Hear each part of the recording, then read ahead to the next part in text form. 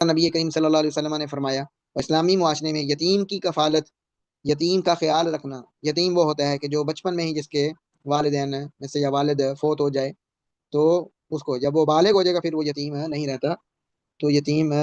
کی کفالت کرنا، اس کے ساتھ اس نے سلوک کرنا، اس کو مالی مدد کرنا۔ بعض دفعہ یتیم کے پاس مالی مدد ہے لیکن اس کا کوئی سہارا نہیں ہے، اس کو سمجھانے والا کوئی نہیں ہے، اس کو نصیحت کرنے والا، اس کی اصلاح کرنے والا کوئی نہیں ہے۔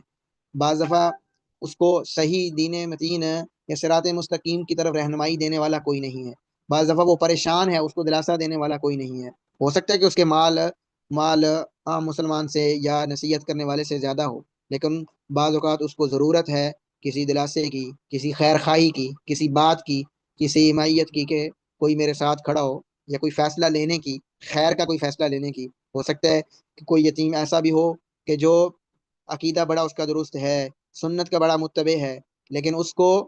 اہل بدعت کی طرف سے بڑی تنگی کا شکار ہے۔ تو اہل توحید کا، مومن کا، صحیح العقیدہ مسلمان کا اور مسلمان کا یہ حق ہے کہ اس کے ساتھ وہ کھڑا ہو، اس کی نصرت کے لیے، اس کی مدد کے لیے۔ آپ کا اس کے ساتھ کھڑا ہونا ہو سکتا ہے کہ وہ سبب بن جائے اس راستے پر، اس علم کے راستے پر یا عمل کے راستے پر یا خیر کے کسی راستے پر چلنے کا۔